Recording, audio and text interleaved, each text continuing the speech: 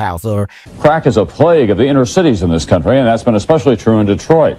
Tonight, NBC's Jim Cummins on how one gang adopted corporate methods to run the Detroit crack operation. Go, go, go, go, go, go, go!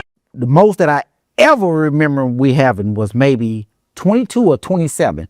And man, and that... You had 22, but you really did at one time? At one time, but it was so much headache that I said... It is like running a fucking sports. 22 to 27. And it was so much headache that I told them that whenever a spot shut down, don't open it again. Because I wanted to reduce it to a manageable level. Because we needed so much workers, we had guns. What was the biggest hassle? The workers? Getting the workers more than you could get the cocaine. It was the workers that would stay, and as we start getting more houses, we need more workers. So now we got people that we thought we could trust that was running off.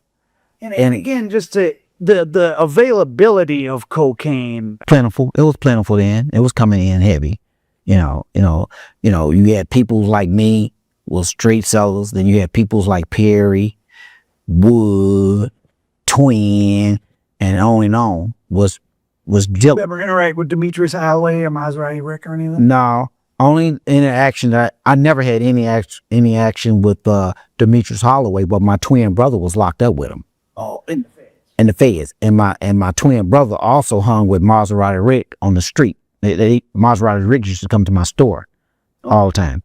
I never kicked it with him. Oh, that's right. Tell us, there's so many things to talk about. Briefly, didn't the store help you blow up, or the store was when you were still just selling weed? Just still selling weed. Okay, so the store is not the... It wasn't no big issue. Yeah, all that was just, Okay, so when your brother comes to town, summer 85, you're booming. It wasn't really the summer, spring, but what happened were, I wanted to introduce Fats and all of them, my friends, my workers, my lieutenants. Like, fuck it, I'm gonna go holler at my brother today.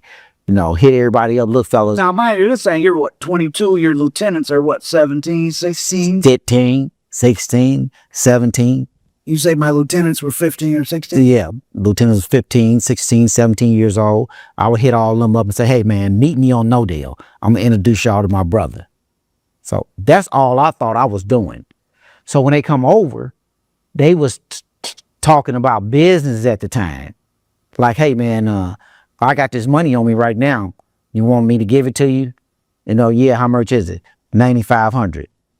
Somebody might have $4,500 on, and they doing this right in front of him, and they young, I guess I'm young, and my brother's just looking at this, all these young, beautiful girls coming over. He just did 15 years in prison. He looking, at that time, I think he had did 2.5 or something, 3, because he was just up there with me. He was just in Detroit with me. He got busted with the money order machine. Money order machine in 02, something like that. Yeah. Yeah. 81, okay. He had just got busted. So he looking at all this right here. And so another time we meet over there, and then I was at one of my houses one day and my brother showed up. My brother David showed up. And when David came over, he said, hey man, I was just over the house kicking it with Marlo. And he said, we treating him like a fucking baby. I said, what you mean? He said that we feeding him peanuts. I said, peanuts? What do you mean by that? I'm trying to catch on with what was going. He's saying that we only getting him $300 and $400 and $500. He said, what you think that we should do about that?